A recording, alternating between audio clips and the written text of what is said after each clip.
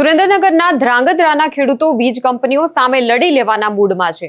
એ વીજ કંપનીઓ કે જેની નજર ગામના ખેડૂતોની જમીન પર છે અને જમીન માટેનું યોગ્ય વળતર આપ્યા વગર ખેડૂતોનું શોષણ કરી રહેલી આ કંપનીઓ સામે ખેડૂતો હવે આક્રમક થયા છે। સમગ્ર ઘટનાની વાત કરીશું આ વિડીયોમાં। નમસ્કાર, નિર્ભય ન્યૂઝમાં આપની સાથે હું મયુરી। ધ્રાંગધ્રા તાલુકાના કોંઢ ગામની આ વાત છે કે જ્યાં ખેતરોમાં પાવર ગ્રીડની લાઈન નાખવા પર ખેડૂતોનું ભારોભાર શોષણ થઈ રહ્યું છે અને આ કંપની ખેડૂતોના ઊભા પાકને પણ નુકસાન પહોંચાડી રહી છે। કોંઢ ગામની અંદર ખેડૂતોને ફક્ત 382 રૂપિયાનું વળતર આપવામાં આવ્યું છે। ખેડૂતોને લૂંટવાનો પ્રયાસ છે। 25 પોલીસની ગાડીઓના કાફલા સાથે ખેતરોની અંદર વીજ કંપનીના લોકોએ પ્રવેશ કર્યો અને ખેડૂતોનો વિરોધ હોવા છતાં જબરજસ્તી ખેતરોમાં પાવર ગ્રીડની લાઈન નાખવામાં આવી રહી છે। ત્યારે ખેડૂતોએ આ મામલે આક્રમક વિરોધ કર્યો છે। શું કહી રહ્યા છે આ ખેડૂતો તે પહેલા જોઈ લઈએ।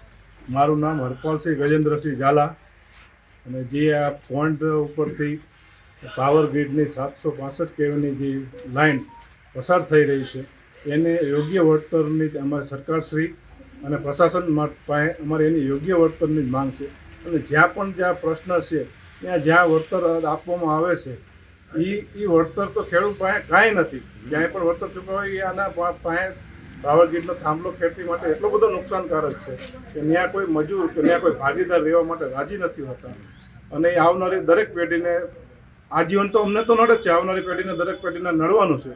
એટલે સરકારશ્રી માટે અમારી એટલી જ અપીલ છે કે આના માટે જેટલું વળતર આ ખેડૂતને આપે એ સાવ ઓછું જ છે। એટલે અમારી માંગ તો એવું છે કે ખેડૂતને માસિક પોલ દીઠ ₹1,00,000 માસિક ભાડું સરકારશ્રી ચૂકવે, એટલે પાવર ગ્રીડ કંપની ચૂકવે અને જે લાઈન તાર નીકળે છે એનું બજાર કિંમતથી 6 ગણું વળતર ખેડૂતને ચૂકવવામાં આવે એવી અમારી માંગ છે અને અમારી માંગ સરકારશ્રી અને પ્રશાસનશ્રીને આનો જે હટ નિવાડો લાવે એવી અમારી અપેક્ષા છે। જય હિન્દ, જય ભારત। સુરેન્દ્રનગર જિલ્લાના ધ્રાંગધ્રા તાલુકાના કોંઢ ગામનો ખેડૂત, મારું નામ ઝાલા રાજેન્દ્રસિંહ છે અને મારી વાડીમાં અત્યારે પાવર ગ્રીડવાળા સર્વે કરી ગયા છે। અમારે ખેડૂતની કોઈ સહમતિ કે ખેડૂતને કોઈ પૂછ્યું નથી અને કોઈ સાચો જવાબ આપ્યો નથી। હવે મારી વાડીમાં 1.5 હેક્ટરની જમીન છે, એમાં અમે 2 ભાઈઓ છીએ। હવે 2 ભાઈઓ 8 વીઘા જમીનમાં 4 વીઘા કોરિડોર આવે છે તારનો, તો એ 2 ભાઈઓને અમે 4 થાય છે પાછલી પેઢી અમારી, તો અમારી 4 વીઘામાં તો તાર જ આવે છે, તો પાછળ 2 વીઘા ને આગળ 2 વીઘા વધે, તો 2 વીઘામાં અમારે 4 બાળકો શું કરશે? અને હાવ નજીવા જે 2011ની પ્રમાણનું જંત્રીના ભાવ પ્રમાણે અમને અત્યારે એવડાઈ કરી દેશે, તો એ પ્રમાણે એ કેવી રીતે ચલાવી લેવાનું? આજ વાઢિયા ગામમાં કચ્છમાં 28 રૂપિયા જંત્રી છે, અમારા ગામની વર્ષોથી 2011ની જંત્રી તમે ગણો તોય 82 રૂપિયા છે, તો અમને 382 અને એમને એક પુલ દીઠ 17 લાખ રૂપિયા કરી દીધા। તો અમારે આ 2 હેક્ટર વાળે ખેડૂતોને શું સમજવાનું? આ અન્યાય છે। આ સરકારને ઠેઠ આનું જવું પડે મેસેજ કે આ ખેડૂતો અત્યારે કેટલા પરેશાન છે આ લાઈનોથી। મારું નામ દલવાડી ઘનશ્યામભાઈ કાનજીભાઈ, ગામ કોંઢ, તાલુકો ધ્રાંગધ્રા, જિલ્લો સુરેન્દ્રનગર। અમારા કોંઢ ગામની અંદર આ પાવર ગ્રીડ વાળા જે લાઈનનું સર્વે કરી અને કાઢે છે એમાં યોગ્ય વળતર અમને મંજૂરી ઉડાઈને કર્યું નથી। તે પહેલાં પ્રથમ તો ખાલી 382 રૂપિયા જે વળતર અમારું મંજૂર કર્યું છે એમાં જ ભેદભાવ રાખ્યો છે। અમારા સીમાડે સાપકડા ગામ છે, અહીંયા સીધું 959 વળતર કર્યું છે, અમને નકરું 382, એમાં ભેદભાવ રાખ્યો। બીજા નંબરમાં કે જ્યારે અમે અહીંયા રજૂઆત કરવા જઈ તો કંઈ સરખો જવાબ મળતો નથી, એટલે અમે આજે કોંઢ ગામના આખા ગામના જેટલા પાવર ગ્રીડની જે લાઈન નીકળે છે એ દરેક ખેડૂતો આજે મેં એકત્ર થઈ અને બધા એવું નક્કી કર્યું છે કે અમને પૂરેપૂરું સંતોષકારક વળતર મળે તો જ પાવર ગ્રીડને કામ કરવા દેવાની ગણતરી છે, બાકી કામ કરવા દેવાનું થતું નથી। અને બીજા નંબરમાં કે જે એમનો 67 મીટરનો જે વિસ્તાર છે લાઇનનો, એ કોરિડોરનો, એ વિસ્તારની અંદર જ એવડે એ કામ કરે, એની બહાર જો કામ કરશે તો જે ખેડૂતો જે કહેશે એ પ્રમાણે વળતર એમને દેવું પડશે। 67 મીટર બહાર એવડે કામ કરી નહીં શકે અને અમે કરવા પણ નહીં દઈએ।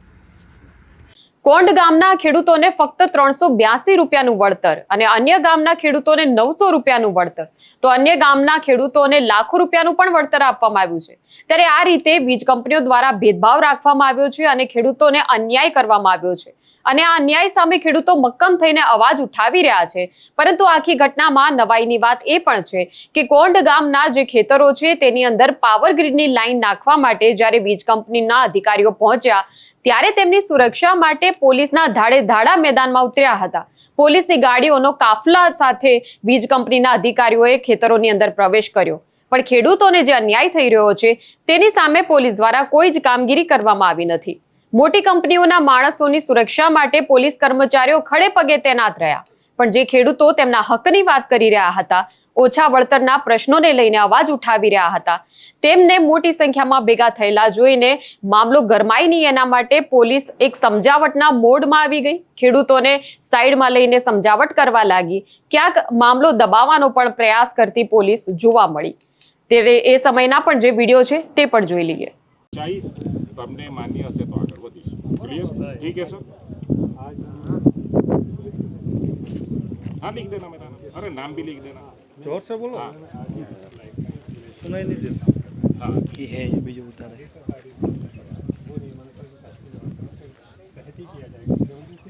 हाँ बस ठीक. नियमानुसार किया जाए. हाँ बस बस बस. हाँ ठीक. खेडूत के साथ जो हुआ है वर्तर का हल ना हुआ तब तक मुझे सर्वे में लिख के चाहिए. इतना लिखिए तुरंत ही वही जगह पर लिख के दे देना है. खेडूतनी हाजिरी से मतलब फार्मर की प्रेजेंट है लेकिन उसकी सहमति नहीं है और हम लोग सर्वे करें. इतना लिख के चाहिए बस.